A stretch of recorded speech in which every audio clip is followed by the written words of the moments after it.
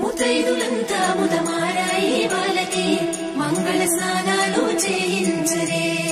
శ్రీరామ రక్షణని క్షీరాది కన్యకి ముమ్మారు దిష్టి తీసి దీవించరే మనసు పడే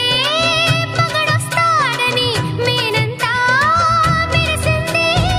మిడిసి పడే పదిలో సందడి మేళాలై మోగింది